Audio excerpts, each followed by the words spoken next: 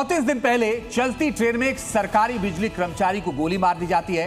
Police इसे आम लूटपाट समझती है। खुद रोती बिलखती पत्नी केस दर्ज करवाती है, लेकिन जब पुलिस की कड़ी जांच ने इस केस की परतों को खोला तो खाकी के भी होश उड़ गए, क्योंकि इस खूनी स्क्रिप्ट की राइटर कोई और नहीं बल्कि खुद मृतक की पत्नी थी, जिसने अपने प्रेमी के साथ मिलकर इस पूरे हत्याकांड को अंजाम तक पहुंचाया।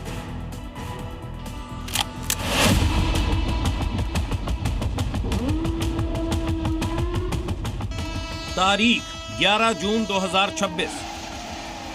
जनसाधारण एक्सप्रेस ट्रेन कटिहार रेल मंडल के बदलाघाट स्टेशन के पास से गुजर रही थी। तभी अचानक बोगी में एक गोली चलती है। जमुई में तैनात बिजली विभाग के ग्रेड 1 टेक्नीशियन देव कुमार गुंजन लहूलुहान होकर गिर पड़ते हैं। इलाज के दौरान उनकी मौत हो जाती है। पहली नजर में यह मामला चलती ट्रेन में लूटपाट या किसी रंजिश का लगा। पुलिस उलझ गई, क्योंकि कातिल ने वारदात के लिए चलती ट्रेन को चुना था ताकि रेल पुलिस और जिला पुलिस के सीमा विवाद में केस भटक जाए।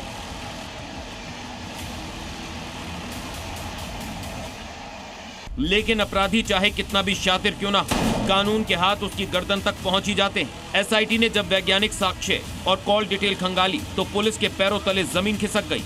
जो पत्नी समिता कुमारी सुपौल में मोटर वाहन निरीक्षक यानी एमवीआई के पद पर तैनात थी और रोने धोने का नाटक कर रही थी, वही इस पूरे कत्ल की मास्टरमाइंड निकली। वजह थी लव ट्रायंगल।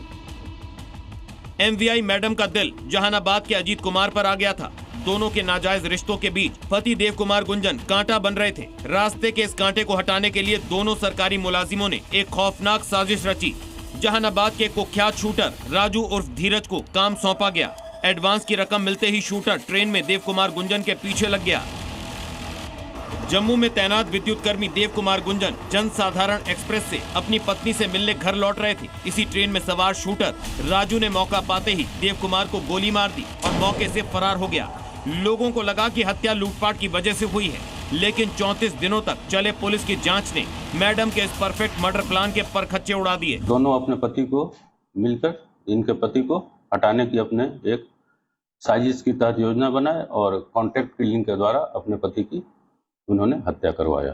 जिसमें कॉन्ट्रैक्ट मैन जो कॉन्ट्रैक्ट किलर है उसकी गिरफ्तारी घोसी जहानाबाद से की गई है। सर कितने की सुपारी दी गई थी? 4 लाख की सुपारी देने की बात आ रही है। इस घटना ने एक बार फिर साफ कर दिया है कि अवैध संबंधों के अंधे जुनून ने एक हंसते खेलते परिवार को शमशान बना दिया। एक सरकारी बाबू की जान गई तो दूसरी ओर उसकी सरकारी अफसर बीवी भी अब सलाखों के पीछे अपनी जिंदगी काटेगी। कटिहार से जी मीडिया के लिए रंजन कुमार की रिपोर्ट।